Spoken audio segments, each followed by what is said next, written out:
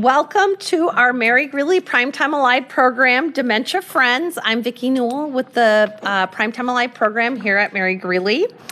As a reminder, if you want more information about Primetime Alive, to join, to sign up for a program, go to mgmc.org/PTA. Our presenter today is Sheila Henriksen. Sheila has been employed with Aging Resources of Central Iowa for 10 years after working over 15 years as an occupational therapist in various settings. After graduating from St. Ambrose University in Davenport with a Bachelor of Science degree in occupational therapy, she was employed as an occupational therapist in inpatient therapy at the University of Iowa hospitals and clinics in Iowa City and Iowa Methodist Medical Center in Des Moines. She has also worked as an OT in home health settings and skilled nursing home settings. As a family caregiver specialist at Aging Resources, she enjoys providing information to caregivers and care recipients, sometimes referred to as care partners, about home and community-based resources so that educated decisions may be made as to what options for care may best fit their needs and align with their values. In her free time, Sheila enjoys being outside, reading, exercising, and spending time with friends and family. One of the honors Sheila has is helping care for her mother, who has Alzheimer's type dementia. Please welcome Sheila. Thank you. Thank you. Thanks for having me here today.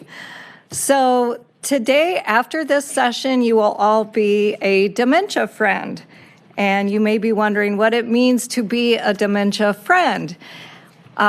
So what it means to be a dementia friend is to take a small part in your community, if you wish to do so, to help people who have dementia, whether that be a friend or a neighbor or just when you're out in the community. The Dementia Friends started in the UK. It moved to the US and now to Iowa. And the purpose of these sessions is to provide information about dementia, to increase understanding about dementia, decrease stigma about dementia, and increase just ways of how to communicate with individuals who have dementia.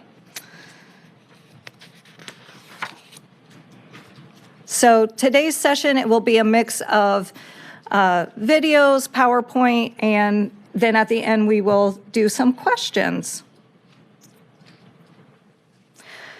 So the goal in today's session is to, at the end of the session, I am hoping all of you will be able to describe dementia and know the most common type of dementia, understand the 5 key messages about dementia, learn how to effectively communicate with a person living with dementia, and choose a small action as a dementia friend in your community if you want to. No one's going to check up on that, of course. And then learning about available community resources that can be helpful for maybe if you know someone who has dementia, you can refer people to those resources.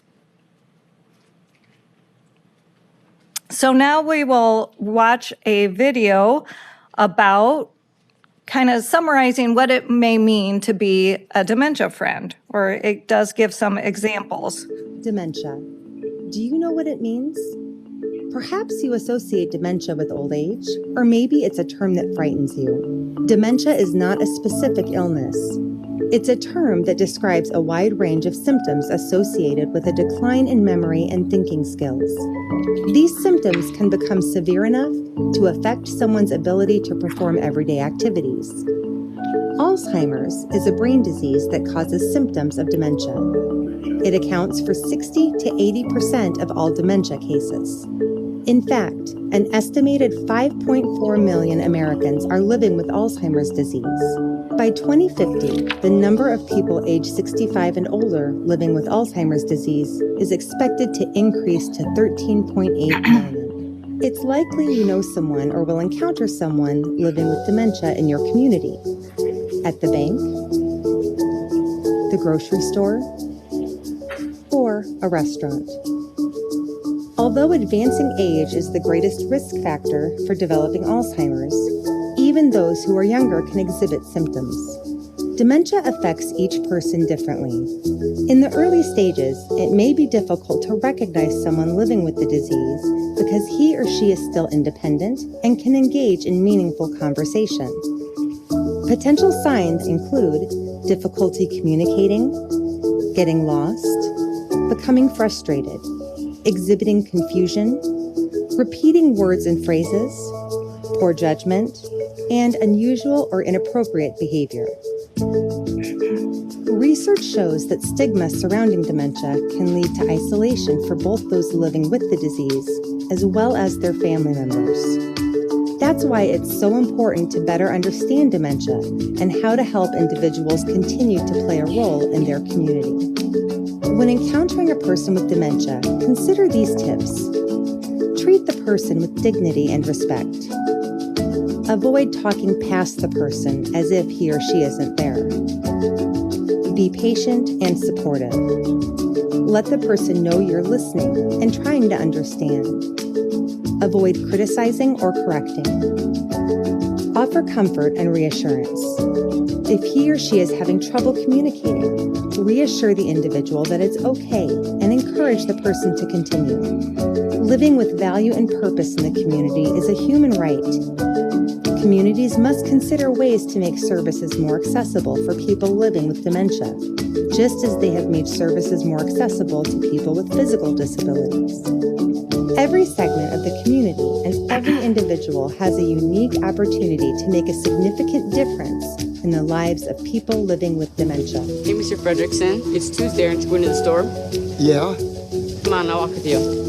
To learn more about how you and others can help those living with dementia remain engaged in the community, view our short videos that provide guidance for specific professions at dementiafriendsusa.org.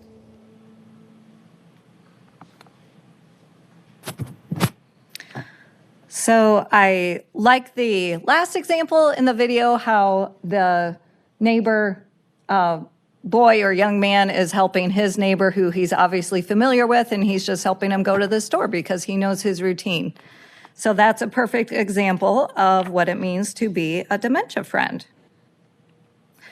So we have all heard maybe people in our community, friends and neighbors describe people who have dementia in maybe some not so flattering terms. And so we want to use friendly language rather than language that is negative and to reduce the stigma of dementia. So some of the less positive terms are coming up on the screen. And of course, these are the ones, that we want to avoid, and we want to potentially, kindly correct others who may use this type of terminology. As stated in the beginning of the video, Alzheimer's type dementia is the most common type of dementia, with it making up 60 to 80% of all types of dementia. But there are, of course, other types of dementia, including dementia with Lewy bodies, frontotemporal dementia, vascular dementia, and some people can either actually have more than one type of dementia, for instance, maybe vascular and Alzheimer's type dementia. So one of the goals of this session is to know what dementia is. So what is dementia? It is not a specific disease.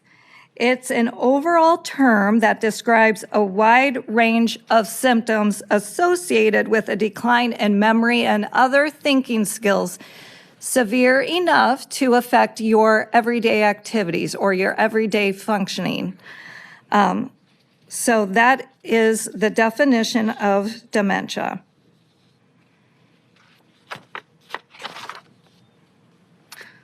So now we'll talk about the 10 most common signs that could indicate dementia.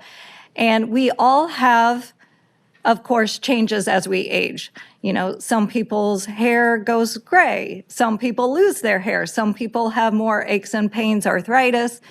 Those are usual signs of aging. What is not usual is everyone who ages, of course, does not develop dementia. So we all have certain symptoms or things that happen at times of stress or illness, or they just happen.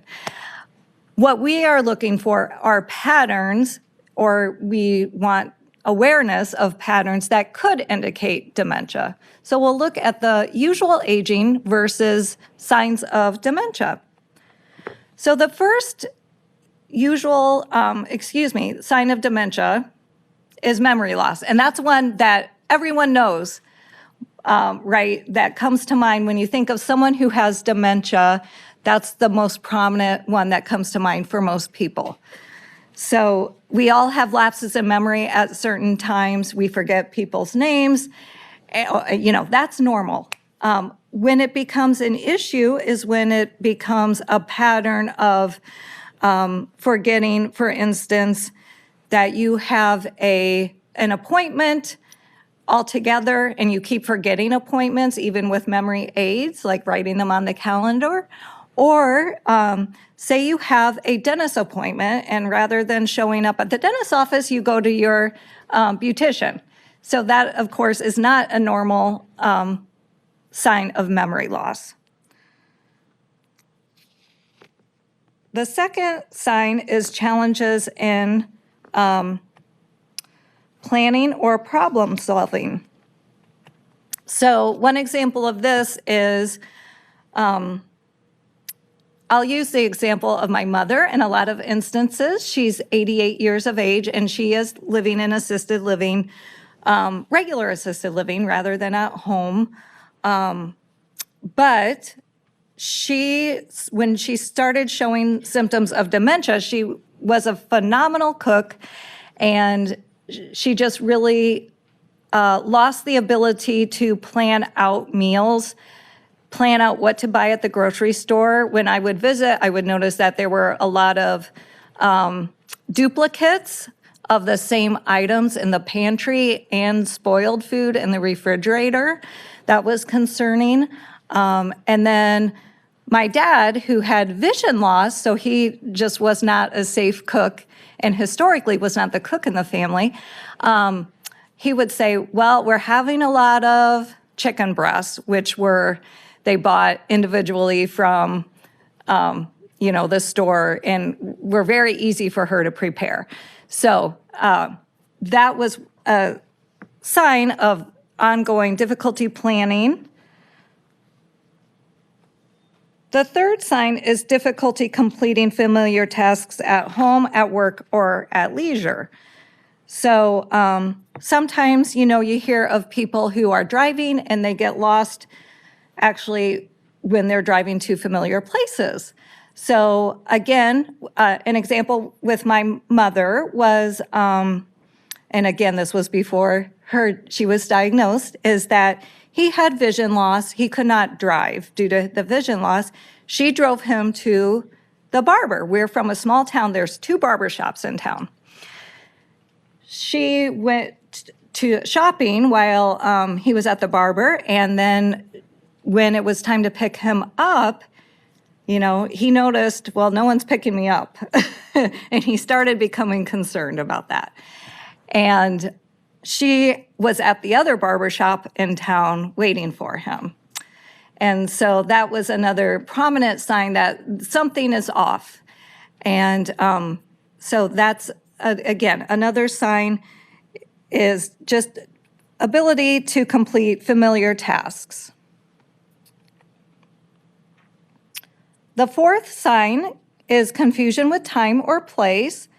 So keeping track of dates, seasons, and the passage of time. So some days, if we were transported here on Earth from outer space, some days here could be the same in November or April, depending on the weather, right? So it could be blustering cold in April, and it can be blustering cold in November. And if you didn't know what month it was, just being outside, you may not know what month.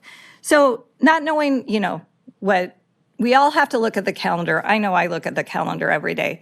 But if you're not knowing as a pattern, well, this for sure is Saturday and it's Tuesday, that could be an issue. Or I think it's fall when it's actually spring. Of course, that's an issue.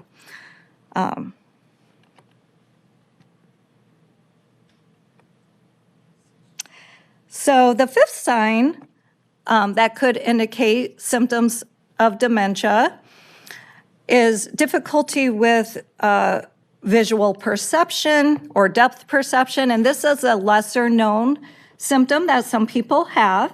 So our visual perception is where different objects are in space in relation to one another, or how our body is in relation to different things in space. So, of course, that's important when we walk and when we drive and when we sit down, so we are judging where the chair is.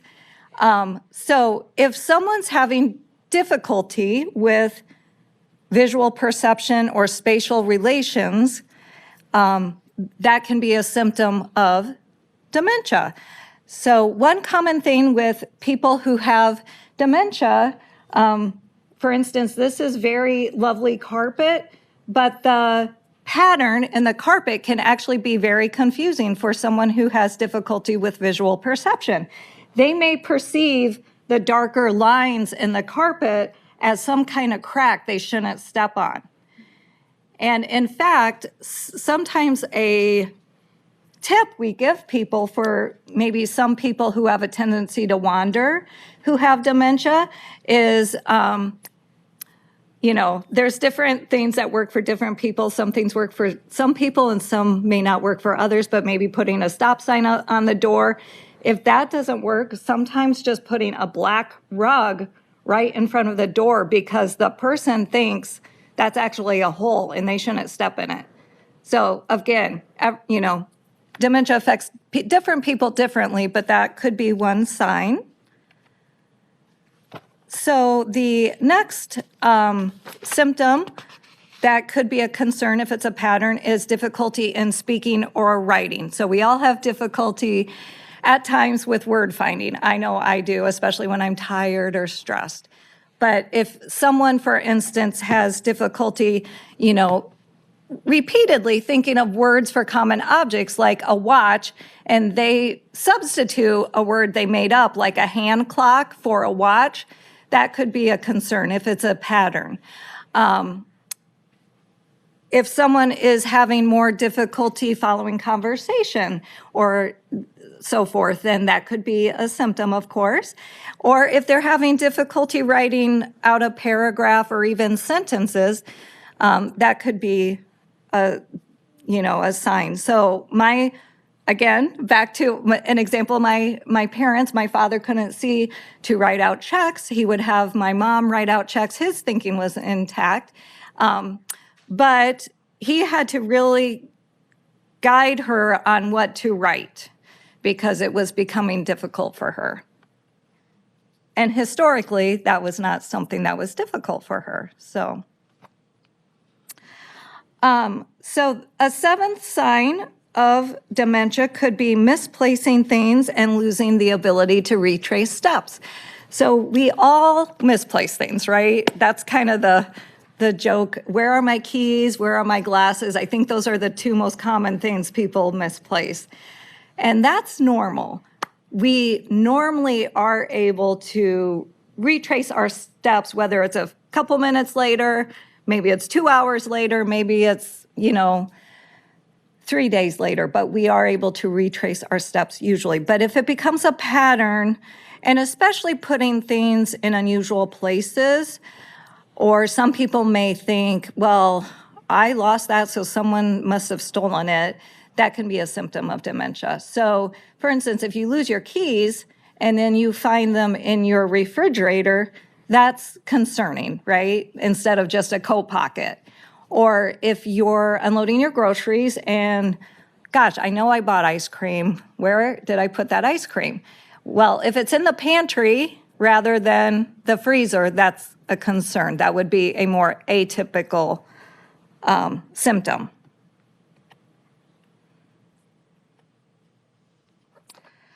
And then the eighth sign is decreased or poor judgment. So for instance, maybe someone is spending a large amount of money when historically they were very frugal with their money. That could be a sign of dementia. Again, one example with my parents is that my mom was on the phone with someone she didn't know, and he must have asked her for her Social Security number, and that is stored in most people's long-term memory, which stays with them longer. She started giving it to him. My dad just sprung out of his chair and said, "Oh, no, no, no, no, no." So historically, that would not be something she would have done willingly, is just giving her Social Security number to someone she didn't know and trust. So that's examples of poor judgment. I do want to follow that part up with, as you are all aware, scams are unfortunately very prominent now. So, and a lot of people are hesitant to share or report that they've been scammed because they're embarrassed. And I would say that all these scammers are very, very smart and very tricky, and anyone can fall for scams. And if a person is scammed out of money, please do report it. It doesn't mean, you'll be accused of having dementia. It just is something that unfortunately is becoming more prominent.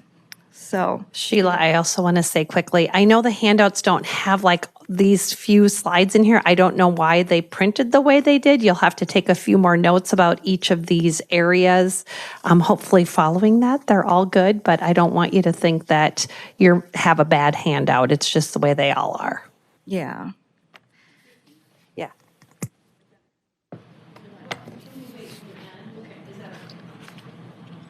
Okay. So a ninth pattern that could be concerning is withdrawing from social activities or hobbies that a person enjoys. So, sometimes people have self-awareness about some symptoms they're experiencing, and sometimes people don't. But, either way, being in social situations can be stressful. It can sometimes cause anxiety. If you are experiencing symptoms of dementia and you feel like you're not able to keep up with conversation, or you do feel like people are talking around you or over you, of course, that's not a good feeling.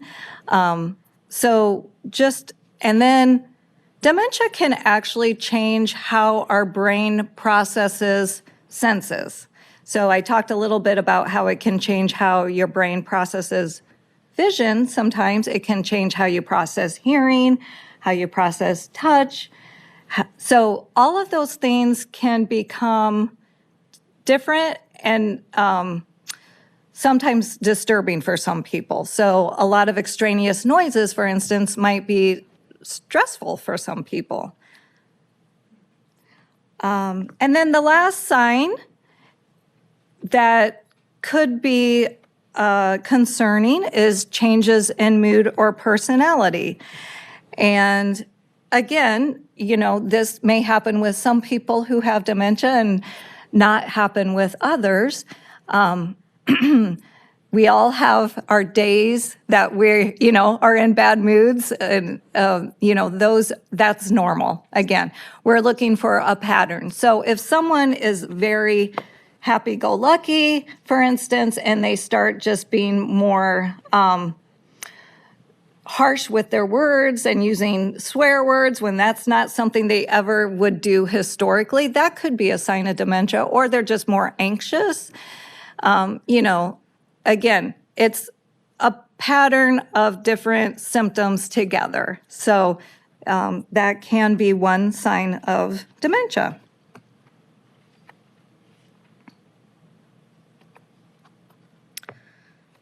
So now I think this actually is in the fourth page of the colored handout that was up when you came in. And if you want, you can just kind of yell out the answer, but we'll match the phrases on the left side to the phrases on the right side. So dementia is not, anyone? B, correct, a normal part of aging. Right, so just because a person ages, of course, does not mean they will develop dementia. Now, it is more common with someone 65 years of age or older, but people can develop dementia at a younger age. There's people in their 40s and 50s who do develop dementia, but of course, if you're 99, that doesn't mean you have dementia, or if you're 80, that doesn't mean you have dementia. Dementia is caused by A, right, diseases of the brain. So dementia actually changes the cellular level and chemistry of the brain, so it can, in the advanced stages, change the structure of the brain. It is a disease of the brain. And dementia is not just about, I did that one too fast, but we all know, it's not just about having memory problems, right? So a lot of people associate dementia, well, you have no memory if you have dementia. Well, you may have some memory of some things, you may not have memory of other things, but you also may have some other symptoms that, because you have dementia, like difficulty with problem solving or difficulty with, planning out your tasks for the day. It is possible to have anyone? C, a good quality of life with dementia. So a lot of people who, especially in the beginning stages of dementia, they're still able to be employed. They're still able to drive, again, of course, depending on their abilities. Again, even in the later stages, people still enjoy socializing. They still enjoy loving relationships. They still enjoy being a part of the community. So it is still possible with the right supports in place to have a good quality of life with dementia. And then we all know this, that there's more to the person than dementia. So no one wants to be defined by the disease they may or may not have. So of course, if a person has diabetes, you don't want to be known as, well, there's Frank. Frank has diabetes. He can't eat this and this and this, and he has to check his blood sugar every so often. Same thing with a person who has dementia.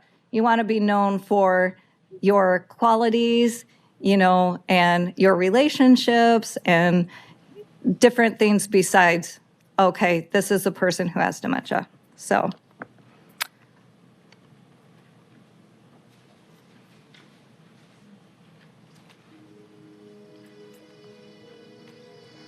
Dementia is caused by a disease that damages brain cells. This damage interferes with how brain cells communicate with each other. When brain cells cannot communicate, a person's thinking, behavior, and feelings can be affected.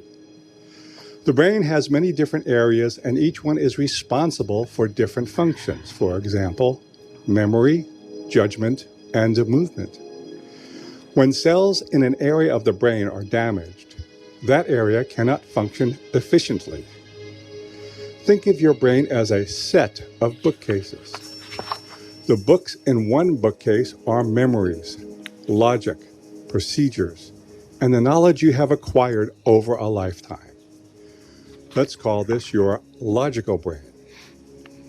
In the other bookcase, the books are your emotions and feelings.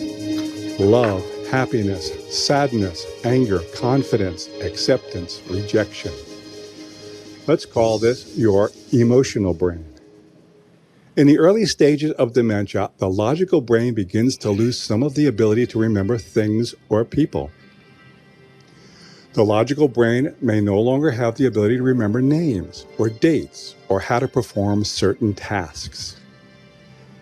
As dementia progresses, this part of the logical brain begins to stop functioning. At first, it may be complex thinking and procedures that become hard to complete. Skills like math, using language, completing procedural tasks start to fade. As the dementia progresses, more and more of these memories, knowledge, and ways of doing things continue to fade away. The logical brain becomes incapable of remembering or completing tasks. Also, the emotional brain begins to lose some of its ability to control emotions. In the later stages of dementia, the logical brain can no longer function. Memories are gone. The ability to complete even the smallest and simplest tasks are gone, and many of the emotions are gone. However, the emotional brain continues to have some functionality, and emotions become paramount in person-to-person interactions. In the latest stages of dementia, someone may not be able to remember your name or even have the ability to communicate, but often they will still have the ability to feel.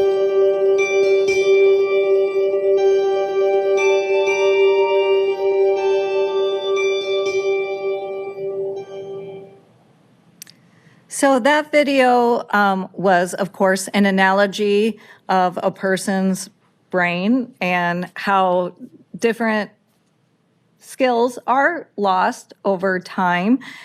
And dementia is a progressive disease, so there is a progression of loss of functioning because of changes in the brain. But the key message here was that a person's emotions, that most primitive part of a person's brain, that stays the longest. And what people remember is how you treat them, your mood when you're around them.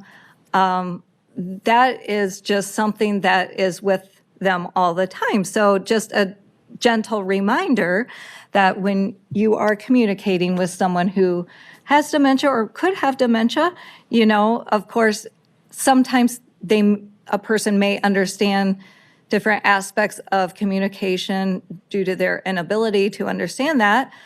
But what they do remember is how they're treated.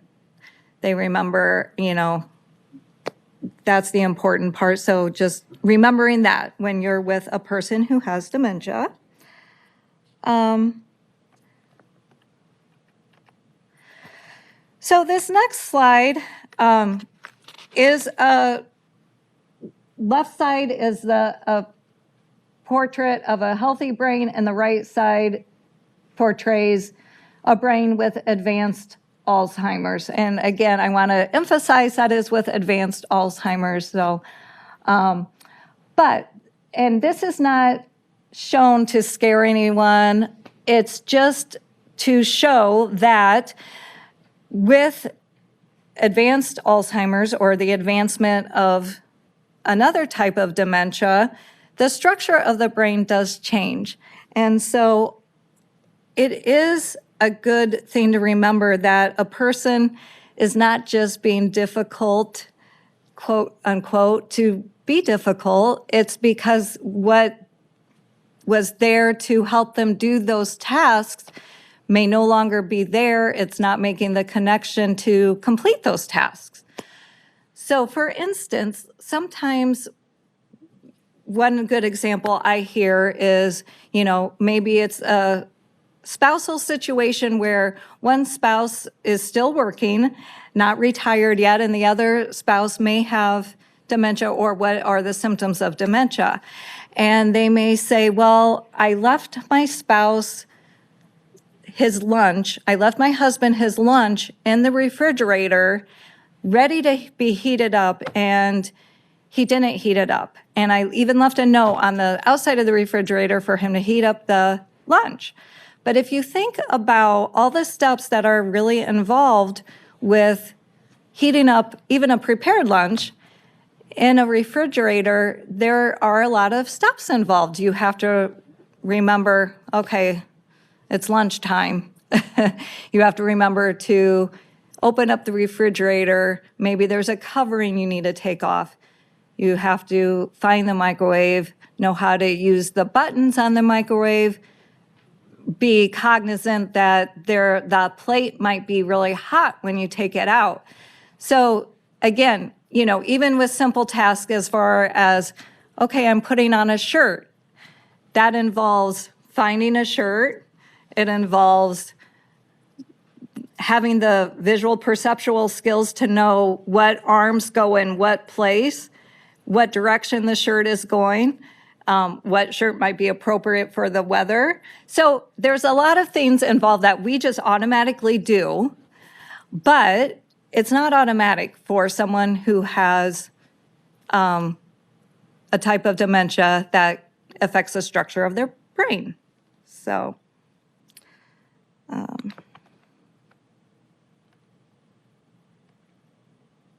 so this next video shows a woman who is meeting her friends at a coffee shop. And what I would like you to think of while this video is playing is what it would feel like to be in her shoes. And then also notice how others are subtly helping her without making a big scene of it, in different aspects of her day. So.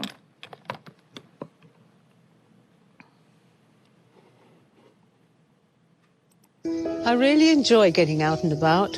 Even though I've been diagnosed with dementia, I want to carry on doing the things I love for as long as possible. You've probably met someone with dementia before, not realized they had it. Someone like me. Dementia is caused by lots of different diseases of the brain, such as Alzheimer's, and can affect people in very different ways. Oh, they're beautiful.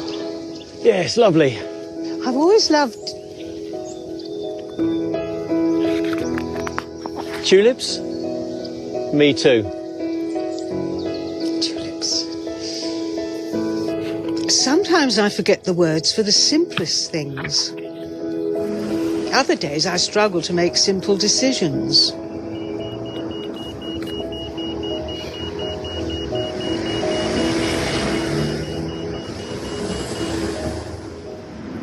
Before I became a dementia friend, I thought it was people getting on a bit. But because it's a disease, it can affect anyone, though you are more likely to get it if you're over 65. May I help you across? Thank you. Now that I know a little bit about dementia, if I see someone who's hesitating or looks confused, I make sure to ask if I can help. I meet the girls here every Wednesday for tea, cake and a natter. Hello. Hi there. What can I get you? It looks so delicious. Have a slice of apple tart, please. There you go. So that's £3.50, please.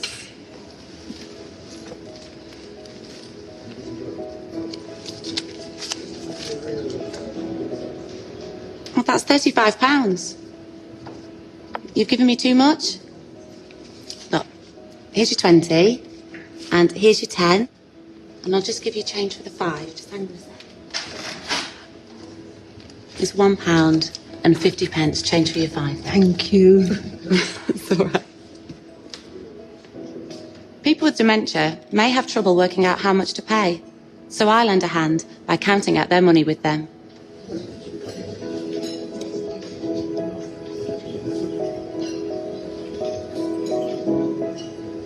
When I became a dementia friend, I discovered that mirrors and shiny surfaces can look totally different to someone with dementia. Hello there. You okay?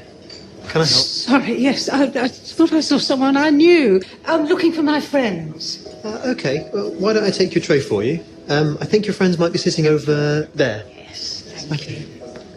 Rather than saying, oh, it's just a mirror, I find that the best thing to do is to help that person move away from whatever it is that's causing distress. Thanks for your help. Oh, my pleasure. You don't have to know someone with dementia personally to be a friend. In fact, there are hundreds of thousands of people in the UK becoming dementia friends. By joining them, you'll learn a little bit about the disease and some simple actions that will help people with dementia get on with their everyday lives.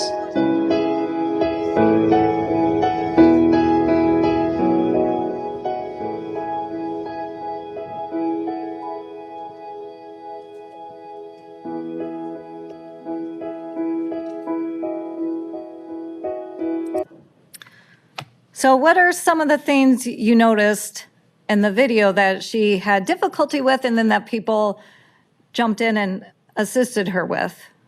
Does anyone want to? Words. Yeah, words. So the man gave her time to think of the word of her favorite flower, but then she was not able to come up with it, and he gave a suggestion, tulips, and she said, oh yes, tulips. So I like how he did that in a nice way. What else? Or food. Yeah, exactly. So thank goodness she had an honest cashier, right? So she just didn't make a big deal about it, but she said, look, you gave me too much money, and here's the correct amount. So people. Yes, of course, of course. I don't know if they heard, but using the right amount of change or, yeah.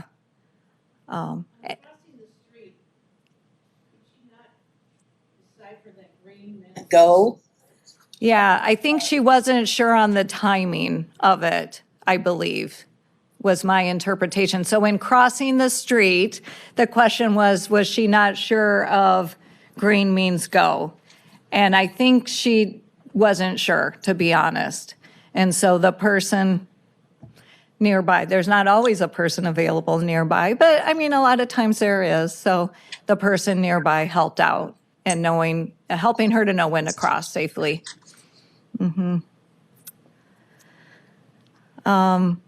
then just, noticing that Amir, people can, again, some people who have dementia, Amir just is very, looks different to them. They might not recognize themselves as themselves. They might actually think it's another person. So the person working in the coffee shop noticed that, and he said, hey, why don't we go over here? And then here's your friend. So obviously she said she went there every week. So I think the staff was familiar with her. So I don't think she knew where they were. I think my interpretation of it was, I think she was distracted by the mirror, because then when she waved, it looked like she did recognize them. Yeah. But good comments and questions. So now we'll go over some tips for communication for people who have dementia.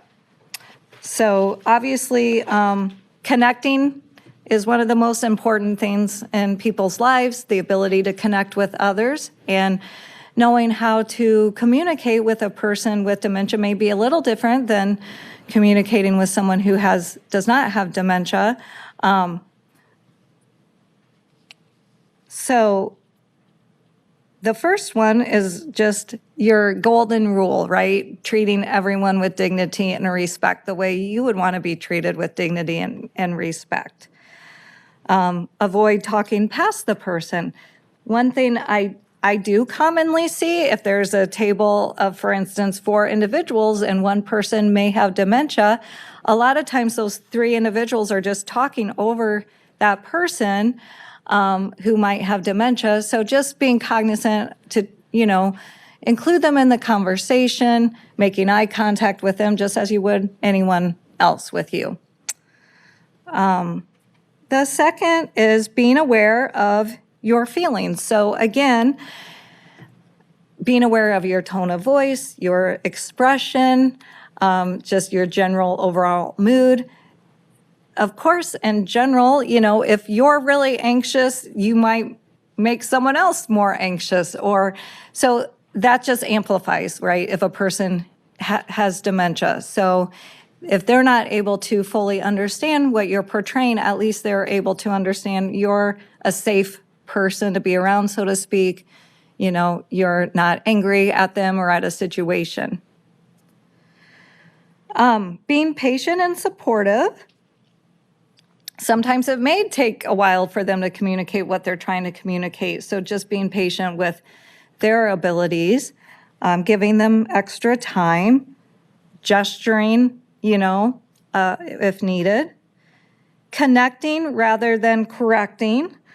So one example is, you know, a lot of times people who have dementia might wake up and think they have to go to work, and maybe they've been retired for 20 years, and their spouse, instead of correcting, well, you've been retired for 20 years, you don't have to go to work. Well, we have lots of time. Let's have breakfast first. Let's talk about the day today. Let's, you know, sometimes we call it therapeutic fibbing, you know, saying, well, your boss called in and you don't have to come to work today. Whatever wouldn't be okay with that person and not disturbing, and as long as you're not being mean and malicious about it, sometimes the ability to connect is more important than correcting. So, or someone whose spouse has died and their spouse has been dead for 10 years, if you tell them every day, you know, every day if they think, okay, well, where's Sam? Where's Sam? If you tell them every day, Sam is dead, that could be a new event to them, that they're feeling grief all over again. I mean, they would feel grief anyway, but it's like, oh my gosh, I didn't know that. So just going on, I know Sam's really important to you, and, you know, talking about Sam's great aspects, but you don't necessarily have to reinforce that Sam isn't there. And then guessing and nonverbal. So again, what the woman in the video did with the flowers and couldn't think of the word tulips, that can be, you know, giving time and giving the word. Nonverbal, if someone says the coffee's ready and they don't walk over to the coffee maker, you could go over, you know, pour the coffee for them and drink the coffee. Or, you know, if they're asking, do you want coffee? And you already have a cup of coffee, do you want coffee? So using gestures is sometimes helpful.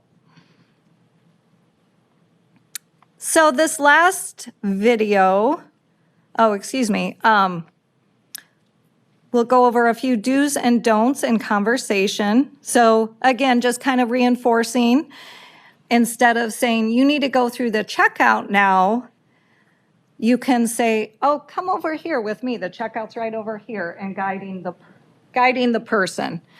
Instead of saying, come over, it's ready. That could be vague to someone who is not aware what you're talking about. Please come here, your coffee's ready. And instead of saying, don't go there, let's go over here. So using some of those more positive terms when possible, and gesturing. So the last video is actually a resident of Iowa who, of course, provided his permission. He's very involved with Dementia Friends Iowa and the Dementia Friendly movement. And his name is Kevin Dill, and he is going to tell his personal experience of what it feels to him at times and what his experiences are having dementia.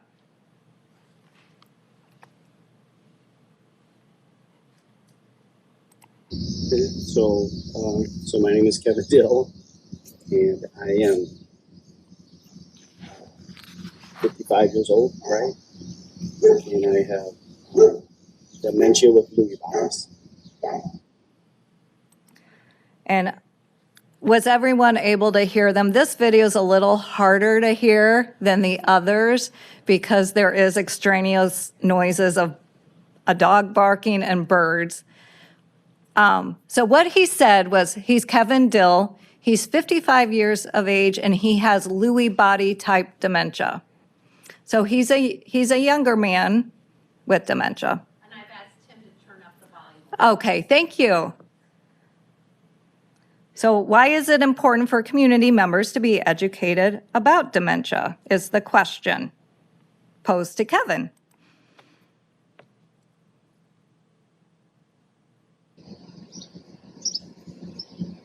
Because even though you look at me and I look okay, I'm not okay.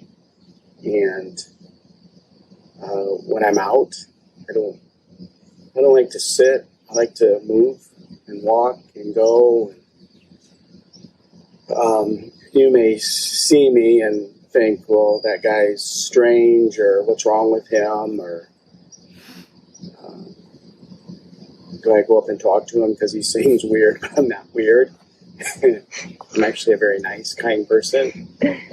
So you just never know if somebody is struggling with dementia or Alzheimer's or cognitive issues that might need your help, because it can get kind of scary. Things don't seem right. You seem lost. You don't recognize things. And sometimes, for me anyway, sometimes I can just start crying for no reason. And I know that can probably be weird to people who see me standing there just crying and don't know why. So just it doesn't just affect the elderly, since I'm in my 50s. So you just never know.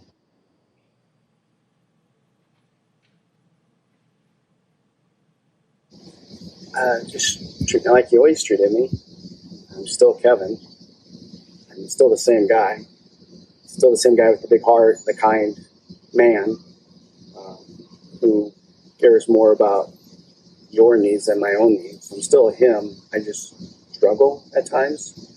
So we talked about this. Just a little grace, a little kindness, a little patience, and we'll get there. I've learned to just tell people now that this is what I have, so I'm going to apologize to you now, but I may need your help if you're willing to help. If you're not willing to help, can you find somebody that will help? Because I may need that help, because it can get scary.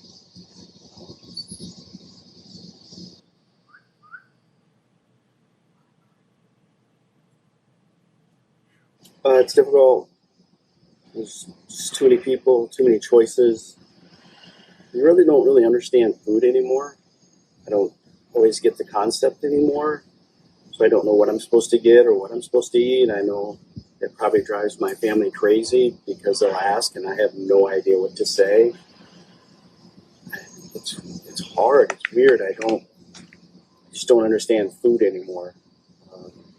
What I'm supposed to eat, what I'm not supposed to eat, when I'm supposed to eat, why do I have to eat, what does it matter? So it's just too many people, too much lighting, it's confusing, there's too many things to pick. So it's a frustrating process, and it's a scary process, and people aren't nice at the grocery store. They just want to get in and go, and not very thoughtful or kind. They're just pushing you around, getting what they want, and don't really care what's happening to you or that you're struggling. I don't like the grocery store. I hate the grocery store. It's a difficult process.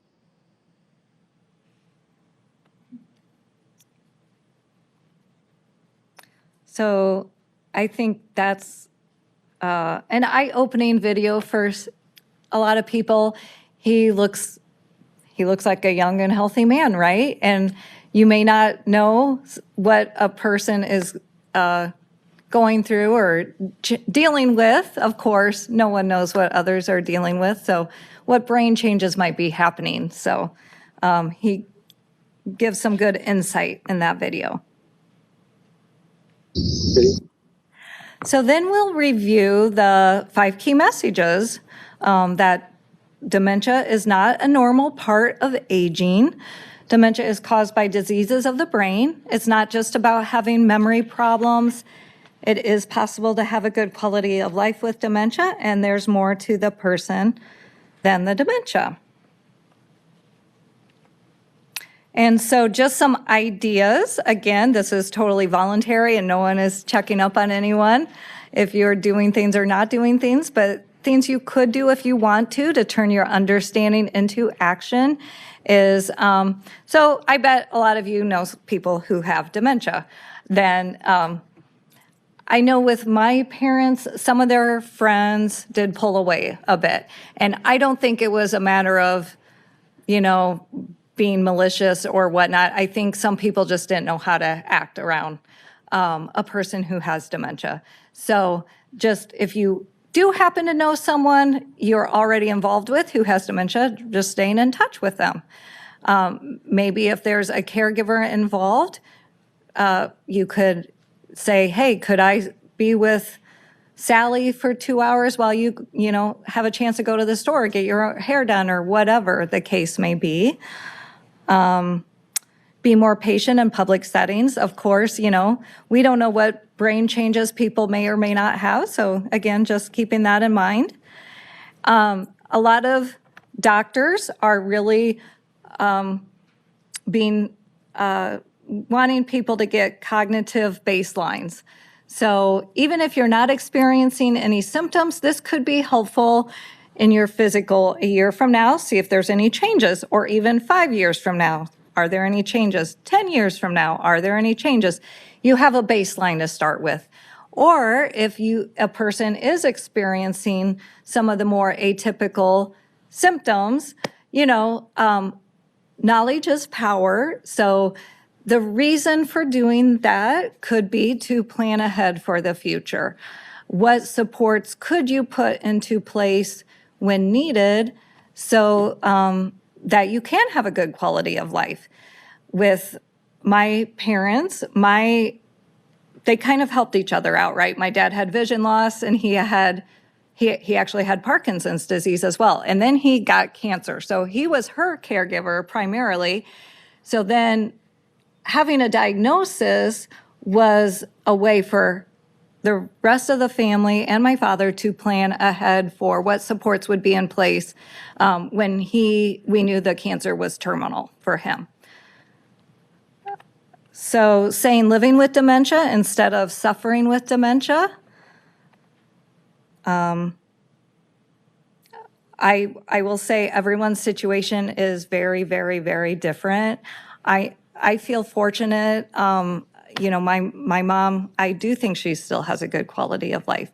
She has friends and family. She takes part in a lot of activities and hobbies. She was an English teacher, very witty, and still loves to play cards, still loves to play word games. And we were at a restaurant a couple weeks ago, and there was a Harvest apple salad. And Harvest was spelled Harvast. She is a retired English teacher. She said, you guys spelled this wrong.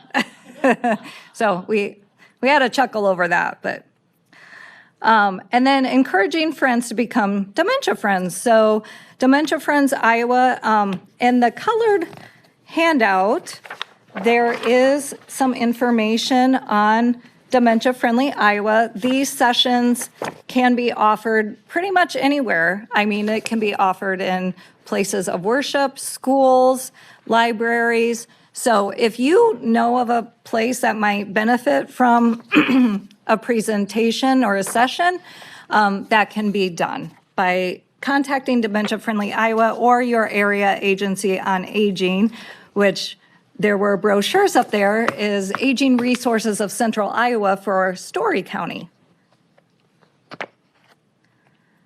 And then anyone actually can do these presentations, can be trained to do these presentations if you'd like to become more involved. So now I will just briefly say, before we go to questions, that, again, I'm from Aging Resources of Central Iowa. We provide information, and those are all the area agencies on aging. So there are 6 area agencies on aging in the state of Iowa. So every county is represented by an area agency on aging. Aging Resources serves Story, Boone, Polk, Dallas, Jasper, Marion, Madison, and Warren counties. We provide information at no cost to any older adult 60 years of age or older at no cost, whether or not a person has a disability. Also, we provide information to people 18 years of age or older with a disability and their caregivers. So anyone who is a caregiver of any adult with a disability or any older adult. And then we also have elder rights specialists. So if a person, for instance, was involved in some financial exploitation, or if a person's concerned that, okay, my neighbor, I really feel like they're neglecting to care for themselves and they could use some supports in place, you can call our agency to receive some guidance on those things. Again, we're a non-for-profit, so all of our services are provided at no cost. We're not direct care providers, but we can provide information about direct care options, home-delivered meals, transportation, and different supports such as those in the community. So, and then there's other good sources of information on the back. The Alzheimer's Association, for instance, has a lot of support groups, not just for people who have Alzheimer's type dementia, but any type of dementia and their caregivers. So they're a great source of information as well, and they have a 24-hour helpline available. So I will stop talking and open it up to questions. Thanks for being a captive audience. And I just want to say, I think this is a fabulous presentation, and I think the videos that you have in there were very well done. I mean, I think they really help you understand a lot better what somebody in our community goes through, and just even that first one with the bookcases and explaining what happens, I just thought they were really good. So, Tim, are there any questions online? Yes, we have one question. What is Lewy body dementia? Sure. So different types of dementia do have usually more symptoms that are prominent. That being known, there are differences, of course, from person to person, even with the same type of dementia. So, of course, just as someone who has lung cancer and another person who has lung cancer will not present with the exact same symptoms, someone with Lewy body dementia will not present with the exact same symptoms as another person with Lewy body dementia. But the main symptoms of Lewy body dementia: inability to concentrate, pay attention, or stay alert, disorganized or illogical ideas. It may be accompanied by some movement issues like muscle rigidity, loss of coordination, reduced facial expression, and it may also be accompanied by insomnia, excessive daytime sleepiness, and visual hallucinations. So some people, not all people, who have Parkinson's disease sometimes also have Lewy body type dementia, or dementia with Lewy bodies is another way to say it. Going back to when you talked about reporting scams, they should contact the Iowa Attorney General's office, and specifically the Consumer Protection area. And I have their phone number if anybody wants to write it down. 515-281-5926. You also talked about mirrors. My sister-in-law went through that, and she would hit herself constantly, and they had to cover all mirrors wherever she was. Yeah. Thank you. That's absolutely correct. That's absolutely correct. It is good to contact the Iowa Attorney General's office if you've been involved in a scam. You can call your area agency on aging, and our elder rights specialist can guide you through some steps like calling the Attorney General's office, as you said. And also whether other steps are needed. For instance, do you need to notify your bank or close out your main bank account, open another one? Do you need to freeze your credit? So it just kind of depends on the situation. But they can provide some guidance, as can the Attorney General's office, for sure. All right. Anybody else have any other questions? No, you covered so much and did a really good job. Oh, just wait, Bob, I'm coming down. I'm going to get you on the microphone here.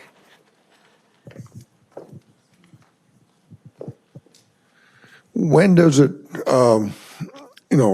mild forgetfulness and maybe forgetting to blow out a candle or something of that nature, when does that become a pattern, and how do you deal with that?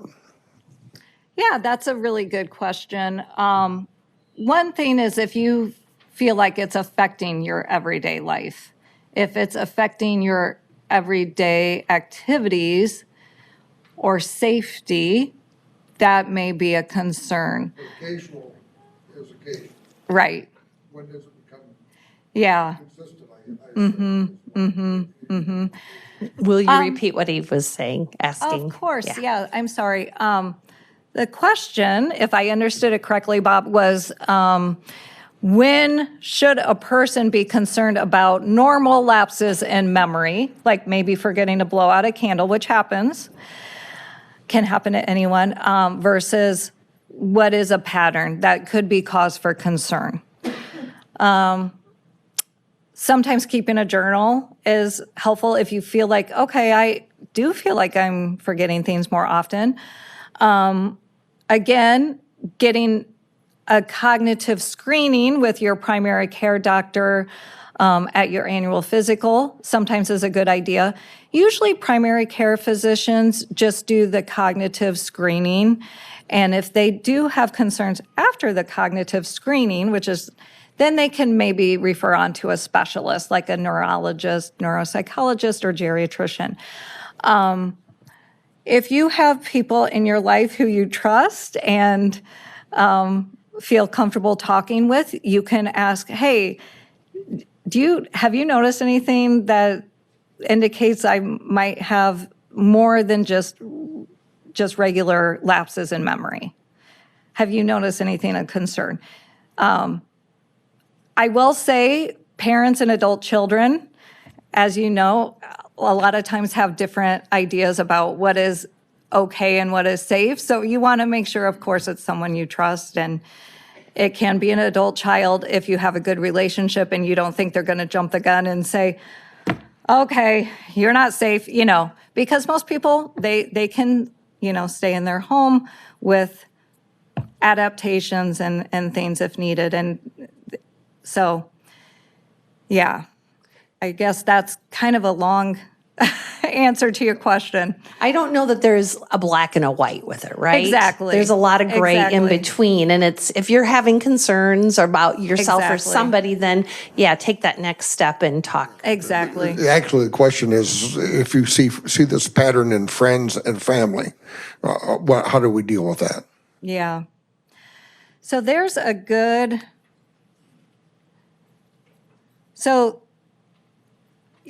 the question comes into my mind, are there safety issues? Are you doing this in their best interest?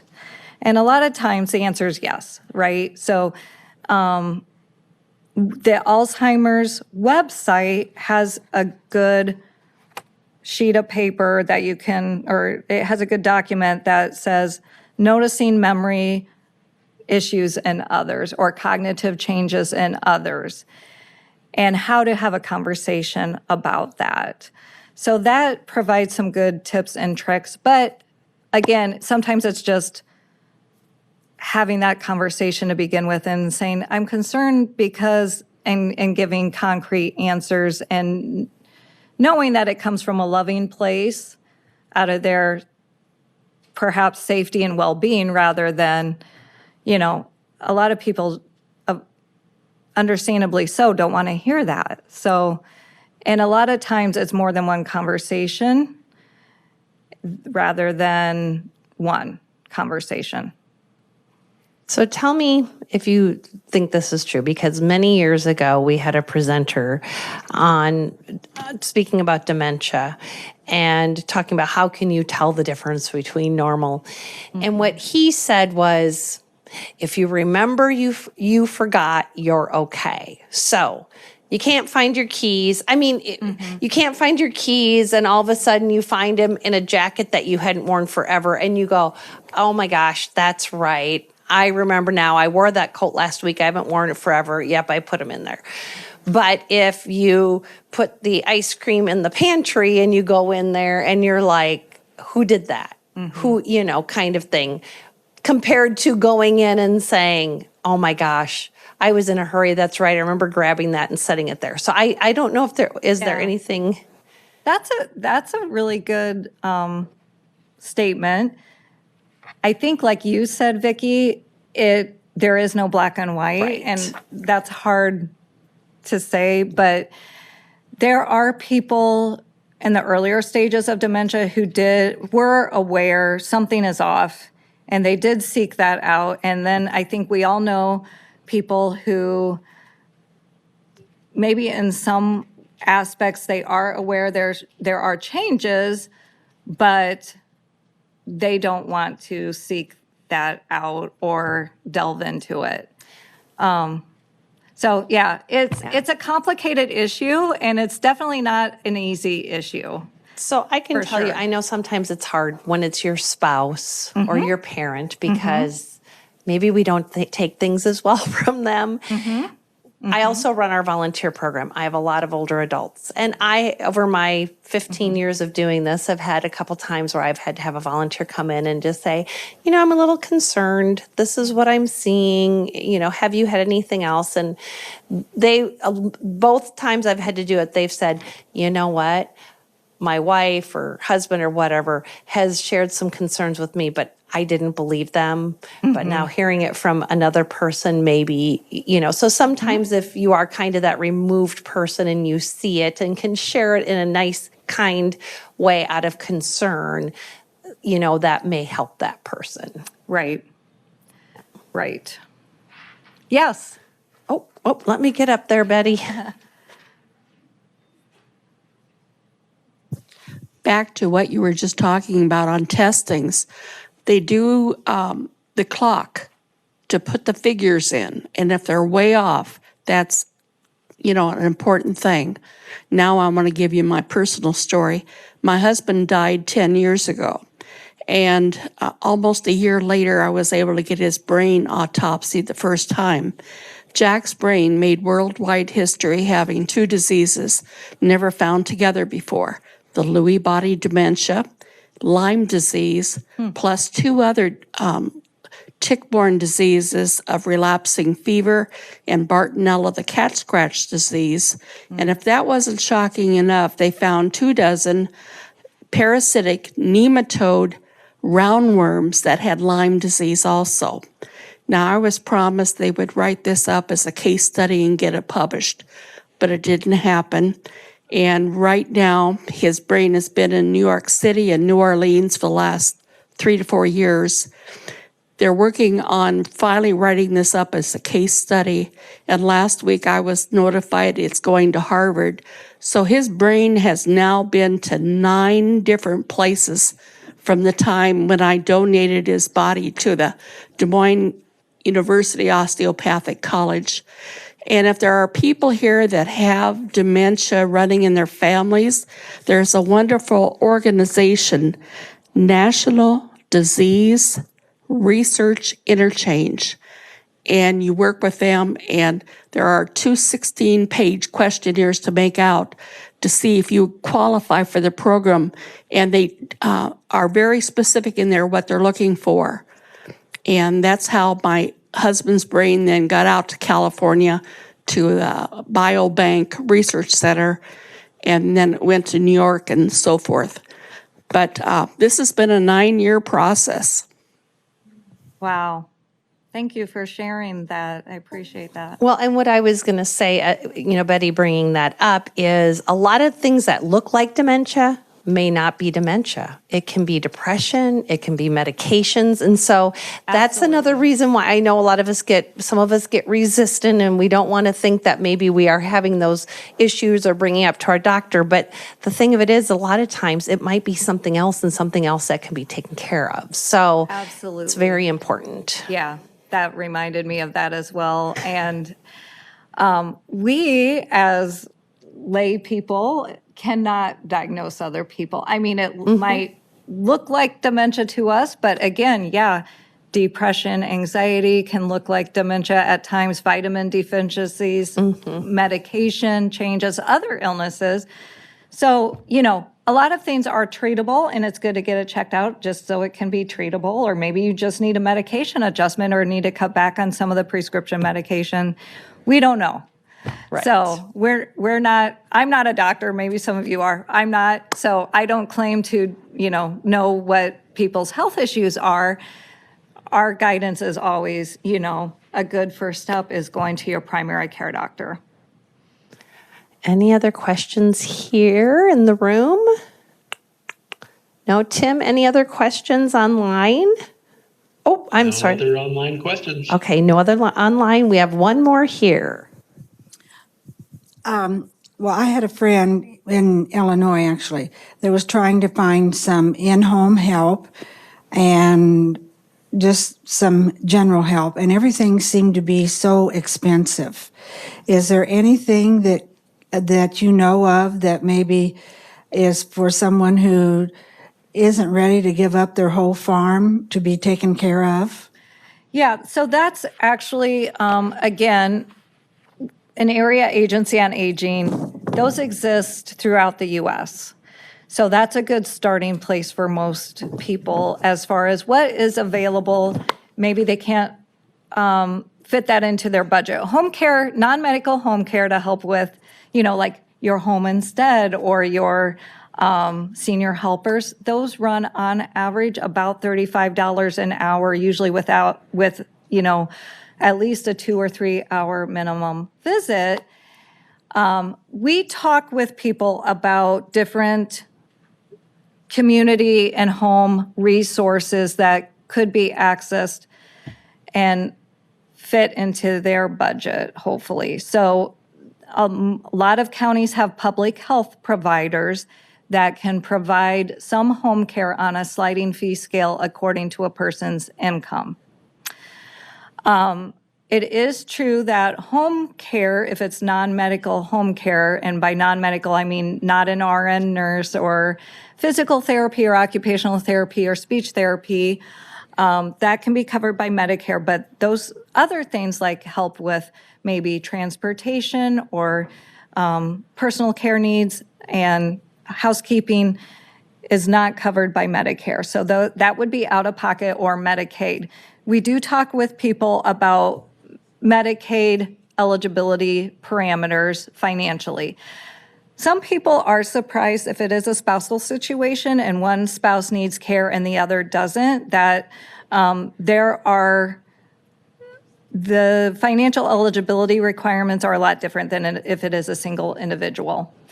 Our agency is not put into place to provide long-term funding, but we can sometimes provide short-term funding for in-home respite or out-of-home respite like adult daycare, things like that, as a stopgap until we help the family or the individual work on a long-term plan. So we try to find doable solutions according to a person's personal values and their financial situation. So the other aspect, it is home care is expensive, but so is assisted living. So if you're looking at, okay, well, assisted living versus home care, maybe home care is doable if that's your goal, to stay in your home rather than move to an assisted living. So, there's obviously a lot of factors, and we don't tell people what to do. We provide information so that people can make informed decisions on their own. Does Illinois have something similar to the Area Agency on Aging? Yes, they do. Okay. All states have area agencies on aging. Mm-hmm. All right. Well, Sheila, thank you so much. Wonderful presentation. Lots of really good information. Now we can all go out in the community and support people who are maybe having some struggles to remain independent. So thank you so much. Want to let everybody know this is our last actually program this month. We did 2 right away. And actually our next event is our trip to Pella, and that is officially full now. We will start a waiting list if anybody was interested. Want to remind everybody Thursday, May 9th is the senior expo, Story County Senior Expo, out at the Gateway. Always lots of great information out there.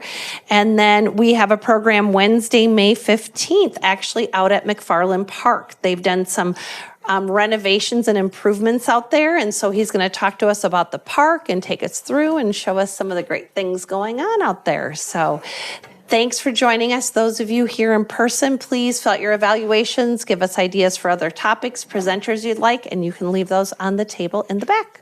Thank you for joining us, everyone.